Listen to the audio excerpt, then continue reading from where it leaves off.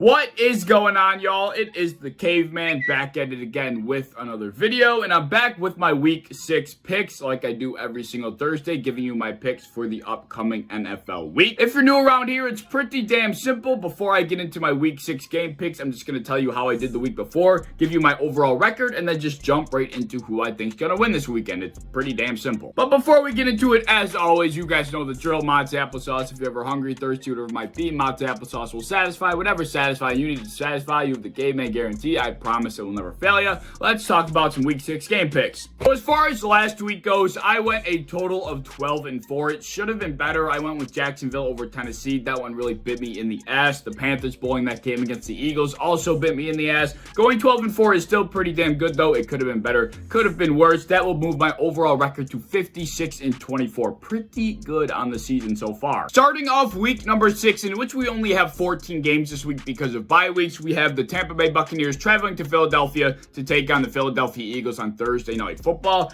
This game will probably be an absolute blowout. I don't see the Eagles keeping up with the Tampa Bay Buccaneers to any capacity whatsoever. Understandably, the Eagles are coming off of an upset win against a pretty damn impressive Carolina Panthers team, but I still don't think that even comes close to comparing to beating the Tampa Bay Buccaneers, so I'm not going to overthink this one. Give me the Buccaneers here. Our first matchup on Sunday begins at 9:30 in the morning as the Miami Dolphins and the Jacksonville Jaguars travel overseas to London to play in Tottenham. If I was a fan of the NFL overseas and I was going to see a game that the NFL was featuring in my home country, I would be really upset that it was the Jacksonville Jaguars and the Miami Dolphins. I mean, it just doesn't get any worse than that. Last week, I think it was the Jets and the Falcons. I mean, for crying out loud, you can give them at least one good game. But anyway, as far as it pertains to us, I'm not waking up for that 9:30 in the morning. Yeah, maybe if I'm awake, I'll watch it, but there's just absolutely no reason for me to wake up and watch this football game. I'm going to go with the Jacksonville Jaguars here to break their winless streak. The Miami Dolphins are a perfect team for that to happen against. The Dolphins are really, really bad. I'm not sure what happened from last year to this year, but they just don't seem to have it all together. The Jacksonville Jaguars have been in a few close games with some relatively decent teams. They got to win eventually, and I think the Miami Dolphins are going to be susceptible to being the team to lose to the Jacksonville Jaguars for the first time this season. Moving into our usual 1 p.m. slate on Sunday afternoon, we have the Indianapolis Colts hosting the Houston Texans. Both of these teams are coming out of games where they blew massive leads. The Texans blew a big lead against the New England Patriots, and the Colts blew a big lead in the fourth quarter to the Baltimore Ravens. We don't have to rehash either of those. We all know what happened, but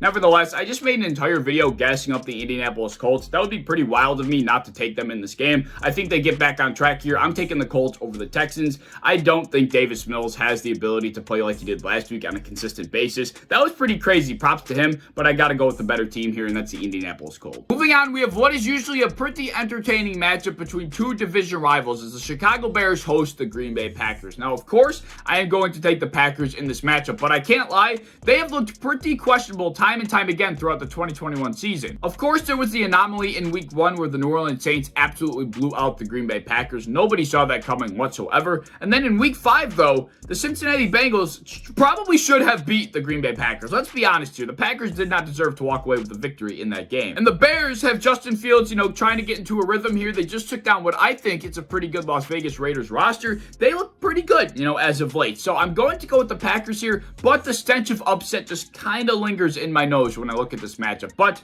like I said, going with the Packers. Next up, we have a game featuring two teams that will not play any defense whatsoever as the Washington football team hosts the Kansas City Chiefs. Now, any other year, of course, we're taking the Kansas City Chiefs without batting an eye. But with the way the Chiefs have been playing lately, you just can't help but think there's a chance they lose week in and week out. I am taking the Chiefs here because that's a sensible thing to do, but Taylor Heinicke is not going to just lay down and take a beating. I do think that the Kansas City Chiefs are going to have a hard time against the football team. I think it's going to be a pretty large shootout. Over-under on this game is 55.5, and even though I'm not very good when it comes to picking for spreads or picking the over-under, I do think the over is going to hit in this game because the defense in this game is pretty much non-existent. So I am going to go with the Kansas City Chiefs taking the victory over the football team, but I think it's going to be an entertaining game for football purposes. The next game is certainly a head-scratcher as the Carolina Panthers host the Minnesota Vikings. Now, the Carolina Panthers probably should have beat the Philadelphia Eagles last week, but they didn't. And the Minnesota Vikings probably should have lost to the Detroit Lions last week, but they didn't. So both of these teams are coming out of very interesting games from week 5. Not sure what to think about this game, so it's kind of a toss-up in my opinion. Assuming Christian McCaffrey returns this week, I think the Panthers' chances increase tremendously, but still, I don't think the Minnesota Vikings offense is going to struggle against this pretty beat-up Carolina Panthers secondary, right? So I do think I'm going to go with the Vikings here just because of their high-powered offense. They might get Dalvin Cook back as well. This is kind of another toss-up. It could go either way. I'm just going to go with the team with the better offense with Justin Jefferson, Adam Thielen, and Dalvin Cook. I think it's just the most sensible thing to do. I'm taking the Vikings. We have 3 more 1 o'clock games remaining as the Los Angeles Chargers head to Baltimore to take on Lamar and the Lucky Ravens. Now,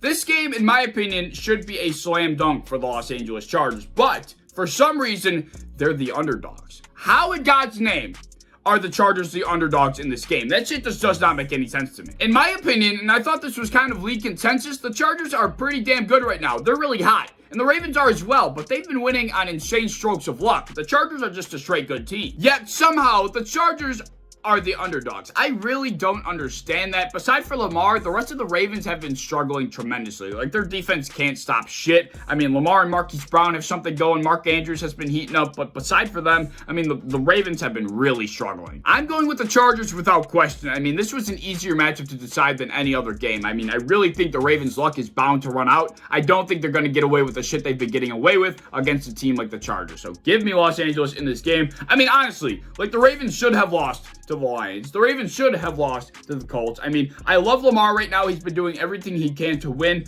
but truthfully, they have been running into some crazy ass luck. Moving on, we have another head scratcher as the Cincinnati Bengals and Detroit Lions go head to head. The Detroit Lions, although winless, are a better team than what their record says. They have been in a lot of games with a lot of good teams. The Bengals, who I am picking to win this game, are very talented, but they have the ability to play up to their opponent's level or down to their opponent's level. It doesn't matter if their opponent's the Lions or the Packers. It's going to be a close game no matter what. And considering I really think the Bengals should have beat a very good Packers team last week, I got to go with them against the Lions. I feel horrible saying that because I just feel bad for Dan Campbell and the Lions fan base and the Lions players. They deserve a victory at this point. It's just been so heartbreaking left and right, but I just don't think this is going to be the week where the winless streak ends. I'm going with the Bengals. Moving on to the final 1 o'clock game, we have the heavily favored Los Angeles Rams traveling to New York to take on the Giants. I would give the Giants a little more of a chance in this game if they weren't suffering injury after injury week after week, but they're just so banged up. There's no way they stand a chance against the Rams roster. A few weeks back, they lost Sterling Shepard and Darius Slayton in the same game. This past week against the Cowboys, Daniel Jones got concussed. They also lost Kenny Galladay. Saquon Barkley went down. I mean, they're just losing star after star after star.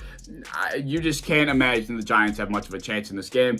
Give me the Los Angeles Rams. I feel bad for the Giants, man. I feel bad for Daniel Jones. I want that dude to be successful so bad. Moving into our afternoon slate, we have another game of the week candidate as the Arizona Cardinals are being hosted by the Cleveland Browns. The Cardinals are still undefeated, and the Browns just lost a heartbreaker to the Los Angeles Chargers in a massive shootout. This is going to be a very good game. To my surprise, the Cleveland Browns are actually the favorites in this game over the undefeated Arizona Cardinals. I thought I was taking the underdog here. Then I went and looked, and apparently the Browns are supposed to win this game, according to the public at least. Cardinals showed vulnerability last week against a 49ers roster that was led by a rookie quarterback. I was kind of shocked the 49ers didn't pounce on their opportunity and take them down last week, but the Cardinals got away with their lives. I don't think that's going to happen this week against the Cleveland Browns, who have a very good defense despite getting sliced last week against the Los Angeles Chargers. If the Cardinals are struggling with a defense like the 49ers, I would assume they're going to struggle with a defense like the Browns. I think the Browns' run game, like last week, is going to dominate, except this time they're going to come out with a victory. Give me the Cleveland Browns, who are apparently not the underdogs. I don't get that. The second afternoon game is a lot less attractive as the Denver Broncos host their rivals, the Las Vegas Raiders. I don't think this is a game where the Las Vegas Raiders have much of a chance. I like both of these teams. I really like the Raiders, especially this year, but with all the outside noise surrounding them with John Gruden and all that other bullshit, I don't think they're going to be able to tune it out. They're coming into a week. They're probably off kilter. I just got to go with the Broncos here just because of all the bullshit that's surrounding the Raiders. The final afternoon game this coming Sunday is another game that's probably not too attractive to the general public unless you're a fan of either of these teams. The Dallas Cowboys and the New England Patriots go head to head.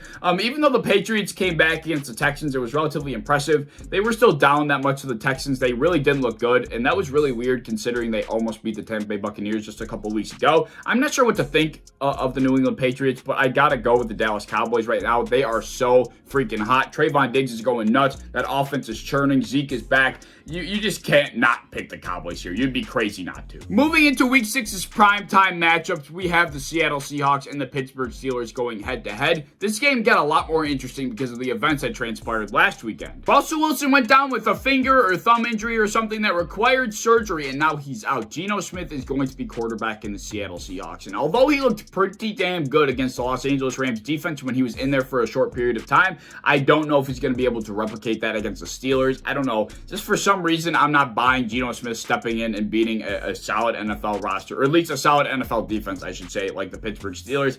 If he's able to do it, heads off to him, but, you know, I got to go with the Steelers here until Geno Smith proves otherwise. And our final game of the week, Monday Night Football. This is going to be an absolute cakewalk for the Buffalo Bills. I don't even care that I'm being cocky. They're going to go to Tennessee, and they're going to run the Titans out of their own damn building. I don't care. I don't care. I'm a Bills fan. I'm going to be cocky about it. Even if I wasn't, the Bills should be taking this game without question. They took down a Kansas City Chiefs high-powered offense. What makes me think they can't take another team down that has supposedly a high-powered offense in the Tennessee Titans? I mean, I'm just not buying Derrick Henry winning them a game against the Buffalo Bills. There's just no way that's going to happen.